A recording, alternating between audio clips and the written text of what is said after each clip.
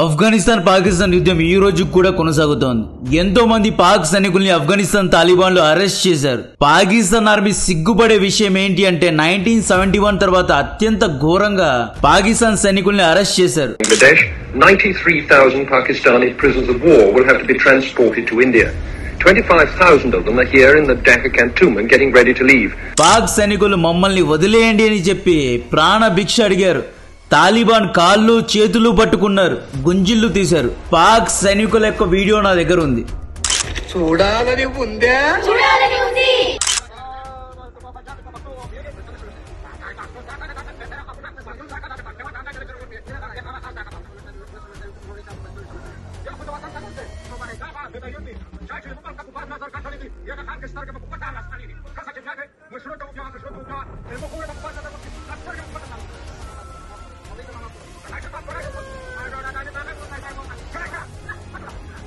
ఈ వీడియోస్ చూసిన తర్వాత వింగ్ కమాండర్ అభినందన్ గారిపై నాకున్న గౌరవం 100% నుండి 1000% పెరిగింది.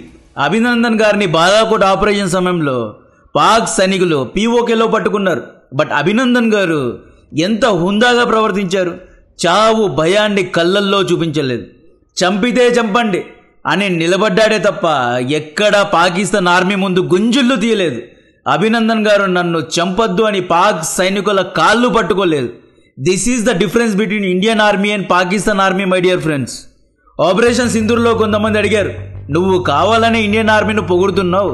ఇండియన్ ఎయిర్ ఫోర్స్ ఎన్నో రైఫిల్స్ ను నష్టపోయింది, పాకిస్తాన్ ఎయిర్ ఫోర్స్ చాలా స్ట్రాంగ్ గా ఉంది, సింధూర్ యుద్ధంలో పాకిస్తానే గెలిచింది, ఇండియన్ మీడియా దీన్ని హైప్ చేస్తోంది అని పాకిస్తాన్ కు చాలా మంది జాకీలు వేయడం జరిగింది. అయితే ఈ వీడియోస్ ను ఒకసారి చూడండి. పాక్ సైనికుల ఆర్మీ యూనిఫామ్స్ ను, ప్యాంట్స్ అండ్ షర్ట్స్ ను చెట్టుకు వేలాడదీశారు. ఈ వీడియో ఒకసారి చూడండి. ఒక రూమ్ లో మేకల్ని కట్టినట్లు పాకిస్తాన్ ఆర్మీను ఇలా కట్టేశారు. ఈ వీడియోలో కనిపిస్తున్న ఈ సైనికుల డ్రెస్ ఒకసారి చూడండి. వీళ్ళు రేంజర్స్ లాగా ఉన్నారు. సాధారణ పెట్రోలింగ్ సైనికులు కాదు, వీళ్ళు వాచ్మాన్లు కాదండి. పాకిస్తాన్ రేంజర్స్ నే తాలిబాన్లు పట్టుకుని అరెస్ట్ చేశారు. ఈ వీడియో చూడండి. తాలిబాన్ పాక్ సైనికుల మృతదేహాలను ఎలా అప్పగిస్తోందో. నిన్న ఈజిప్ట్ లో గాజా సీజ్ఫైర్ సమావేశానికి అసీం మునీర్ వెళ్ళకపోవడానికి గల ముఖ్యమైన కారణం తాలిబాన్ అసీం మునీర్ ను చావు దెబ్బ కొట్టింది కాబట్టే వెళ్ళలేదు. అసలేం జరిగింది అంటే పాకిస్తాన్ ఊహించని విధంగా తాలిబాన్ దాడి చేసిందంటే అక్టోబర్ 10th and 11th ఈ 2 రోజులు ఉదయాన్నే అంటే సూర్యుడు ఉదయించక ముందే ఎవ్వరికి డౌట్ రాకుండా తాలిబాన్ లో సైలెంట్ గా సీక్రెట్ గా సర్ప్రైజ్ గా పాకిస్తాన్ యొక్క 1 కాదు 2 కాదు 19 పోస్టుల పైన సర్ప్రైజ్ అటాక్ చేశారు. గొరిల్లా యుద్ధ నీతి తాలిబాన్ల బ్లడ్ లోనే ఉంది. 1979 నుండి తాలిబాన్ గెరిల్లా వార్ చేస్తున్నారు. డ్యూరెన్ బోర్డర్ దగ్గర పెద్ద పెద్ద కొండలు ఉంటాయి. కొండల్లో ఉదయం పూట వీళ్ళు దాక్కుని రాత్రిపూట దాడి చేశారు. ఇంత పెద్ద ఎత్తున తాలిబాన్ అటాక్ చేస్తుంది అని అసీం మునీర్ గ్రహించలేకపోయాడు. పాకిస్తాన్ యొక్క ఇంటెలిజెన్స్ పూర్తిగా ఫెయిల్ అయిపోయింది. ఒకవేళ తాలిబాన్ దాడి చేయకపోయి ఉంటే అసీం మునీర్ కూడా గాజా శాంతి సమావేశానికి వెళ్లి డొనాల్డ్ ట్రంప్ కు నోబెల్ పీస్ ప్రైజ్ ను రికమెండ్ చేసి వచ్చేవాడు. ఇక గాజా పీస్ డీల్ దగ్గరకు వస్తే నిన్న అక్టోబర్ 13th 2025 ఈజిప్ట్ లో పీస్ డీల్ జరిగింది. ఈ సంధిలో నేతన్యాహు రాలేదు, హమాస్ పెద్దలు రాలేదు, ఇరాన్ నుండి సౌదీ నుండి ఎవరే గాని రాలేదు. మోడీ గారిని ఆహ్వానించినా ఈయన వెళ్ళలేదు. పుతిన్ షీ ఇలా ఎవరే గాని రాలేదు. నేతన్యాహు ఎందుకు రాలేదు అంటే ఇజ్రాయెల్ ప్రజల్లో ముఖ్యంగా రైట్ వింగ్ ప్రజలకు ఈ పీస్ డీల్ ఇష్టం లేదు.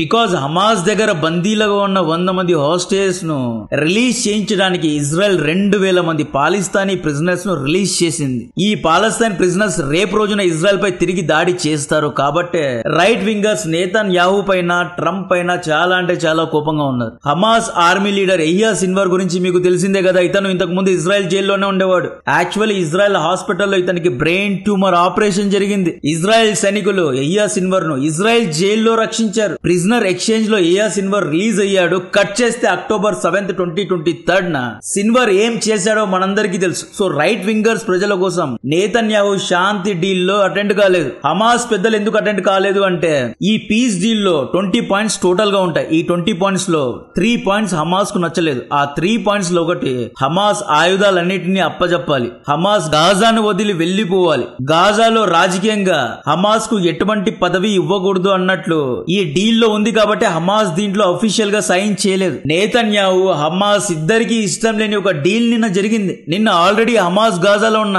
ఇజ్రాయెల్ కొలాబరేటర్స్ పై దాడి చేశారు. Donald Trump, Erdogan, LCC, Shehbaz Sharif, Meloni ఈ బ్యాచ్ అందరూ పీస్ డీల్ లో పాల్గొన్నారు. నిన్న మీటింగ్ లో షెహబాజ్ షరీఫ్ చిప్ ఎగిరిపోయిందో ఏమో తెలియదు గానీ అక్టోబర్ 10th రోజున నోబెల్ శాంతి పురస్కారాన్ని అనౌన్స్ చేసేశారు. ట్రంప్ కు అవార్డు రాలేదు. మళ్ళీ షెహబాజ్ షరీఫ్ నిన్న ట్రంప్ కు శాంతి పురస్కారం ఇవ్వండి అని ప్రతిపాదించాడు. గాజా పీస్ డీల్ లో ట్రంప్ ఇండోనేషియా ప్రెసిడెంట్ తో తన కొడుకు ఎరిక్ ట్రంప్ వ్యాపారానికి సంబంధించి ఒప్పందాలు చేస్తున్నాడు. యాక్చువల్లీ నిన్న పీస్ డీల్ కాదు, వ్యాపార ఒప్పందం జరిగింది.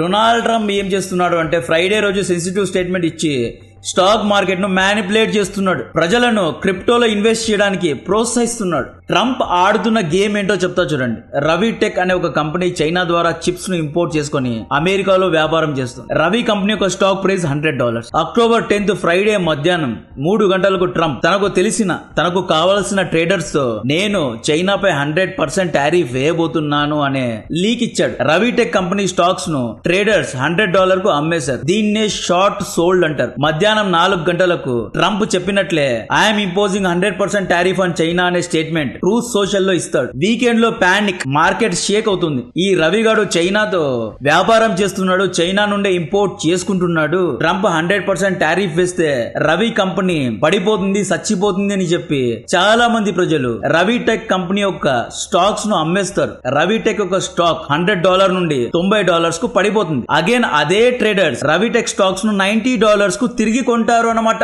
$10 లాభాన్ని నొక్కేశారు. ఈ $10 లో $5 కట్ ఎవరికి చేరాలో వారికి చేరిస్తారు. సాటర్డే సండే ఎంజాయ్ చేస్తారు డొనాల్డ్ ట్రంప్. మళ్ళీ మండే లేదా ట్యూస్డే వచ్చి don't worry guys, China is my friend, she is great human being, we will handle China అనే స్టేట్మెంట్ ఇస్తాడు. జనాలు అమ్మయ్య రవి టెక్ కంపెనీ సేఫ్ అని చెప్పి హ్యాపీగా ఫీల్ అవుతారు. దీంతో అమాంతం రవి టెక్ కంపెనీ యొక్క స్టాక్స్ పెరిగిపోతాయి. మళ్ళీ జనాలు $105 పెట్టి రవి టెక్ స్టాక్స్ ను కొంటారు. ఈ విధంగా డొనాల్డ్ ట్రంప్ స్టాక్స్ ను మ్యానిపులేట్ చేస్తున్నాడు. ఇలా పద్దాగా స్టాక్స్ అప్ అండ్ డౌన్ అవుతుంటే ప్రజలు ఏం చేస్తారు? క్రిప్టోలో ఇన్వెస్ట్ చేస్తారు, ఆల్టర్నేటివ్స్ కు వెళ్తారు. డొనాల్డ్ ట్రంప్ ఆల్రెడీ క్రిప్టో వ్యాపారం చేస్తున్నాడు అనేది మనందరికీ తెలుసు. H1B బ్యాన్ ప్రకటించే సమయంలో మీరు కావాలంటే ఆ వీడియో చూడండి. ఆ వీడియో బ్యాక్గ్రౌండ్ లో ఒక క్రిప్టో కాయిన్ ఉంటుంది, ట్రంప్ కాయిన్ ఉంటుంది. సో ఈ విధంగా ఈ వ్యక్తి స్టాక్స్ పైన ప్రజల్లో నమ్మకాన్ని చంపేసి అందరినీ క్రిప్టో వైపు నెట్టుతున్నాడు. ప్రపంచ వ్యాప్తంగా ఉన్న ప్రజల్ని డొనాల్డ్ ట్రంప్ రెడ్ ఫ్లవర్స్ ని చేస్తున్నాడు. షెహబాజ్ షరీఫ్ ఏం చేశాడు అంటే సెల్ఫ్ గోల్ వేసుకున్నాడు. డొనాల్డ్ ట్రంప్ పై ప్రేమతో రైట్ వింగ్ ప్రొటెస్టర్లనే మర్చిపోయాడు. పాకిస్తాన్ ను నిలబట్టే రైట్ వింగర్స్ నే చంపేస్తున్నాడు. గాజా కోసం, హమాస్ కోసం ప్రొటెస్ట్ చేస్తున్న తేరికే లబాయక్ ను అణిచివేశాడు షెహబాజ్ షరీఫ్ అండ్ అసీం మునీర్. పాక్ సైనికులు సైతం రంగంలో దిగి అసీం మునీర్ మన వాళ్ళనే చంపేస్తున్నాడు, జిహాద్ చేసే వాళ్ళనే చంపేస్తున్నాడు, గాజా సానుభూతి పరులనే చంపేస్తున్నాడు అని చెప్పి ఆర్మీ వైపే తిరుగుబాటు చేస్తున్నాడు. అసీం మునీర్ డొనాల్డ్ ట్రంప్ తో చేతులు కలిపేశాడు, ఇజ్రాయెల్ తో చేతులు కలిపాడు, మమ్మల్ని వెన్నుపోటు పొడిచాడు అని చెప్పి పాక్ ఆర్మీ, పాక్ లో ఉన్న రైట్ వింగర్స్ అందరూ విరోధిస్తున్నారు. టీఎల్పీ హెడ్ సాద్ రిజ్వీ చనిపోయాడు అనే వార్తలు వస్తున్నాయి. ఇతను గనక చనిపోతే పాక్ రైట్ వింగ్ ప్రొటెస్టర్లు పాక్ ను తగలెట్టేస్తారు. ఈ భయం కారణంగానే అసీం మునీర్ ఈజిప్ట్ కు వెళ్లలేదు. తాలిబాన్ రిలీజ్ చేసిన వీడియోస్ వల్ల అసీం మునీర్ మొహాన్ని బంకర్ లో దాపెట్టుకునే పరిస్థితి వచ్చింది. ఇక again Pakistan occupied Kashmir PoK దగ్గరకు వస్తే మన తమ్నైల్ లో టైటిల్ లో చెప్పినట్లు పీఓకే ను ఒకవేళ ఇండియన్ ఆర్మీ రీక్యాప్చర్ చేసుకోవాలి అంటే ఆఫ్ఘనిస్తాన్ మనకు ఎలా ఉపయోగపడుతుంది అనేది చెప్తా. స్ట్రాటజిక్ గా ఆఫ్ఘనిస్తాన్ చాలా అంటే చాలా మంచి ప్లేస్ లో ఉంటుంది. అక్టోబర్ 10th రోజు ఆఫ్ఘన్ ఫారెన్ మినిస్టర్ ముత్తాకి జయశంకర్ గారు జాయింట్ గా పాకిస్తాన్ కు వార్నింగ్ ఇచ్చారు. ఇండియా గడ్డలో నిలబడి ముత్తాకి కాశ్మీర్ అనేది భారత్ యొక్క భూభాగం అని చెప్పేశారు. పేల్గాం దాడిని కూడా ఖండించారు. ఇండియా ఆఫ్ఘనిస్తాన్ లో టెక్నికల్ ఆఫీస్ ను ఎంబసీగా కన్వర్ట్ చేసింది. ఆఫ్ఘనిస్తాన్ లో అరుదైన ఖనిజాలను భారతీయులు వెలకి తీయనున్నారు. ఆఫ్ఘనిస్తాన్ ను the Saudi Arabia of rare earth's అంటారు. ఆఫ్ఘనిస్తాన్ లో అరుదైన ఖనిజాలు ముఖ్యంగా లిథియం యొక్క నిల్వలు ఎన్నో ఉన్నాయి. భారత్ దీనిని ట్యాప్ చేయాలి అని చూస్తోంది. Already Bharat billions of dollars పెట్టి ఆఫ్ఘనిస్తాన్ లో schools, universities, colleges, roads, bridges ను కట్టింది. ఆఫ్ఘాన్ ప్రజలు ఇండియాకు చికిత్స కోసం వస్తారు.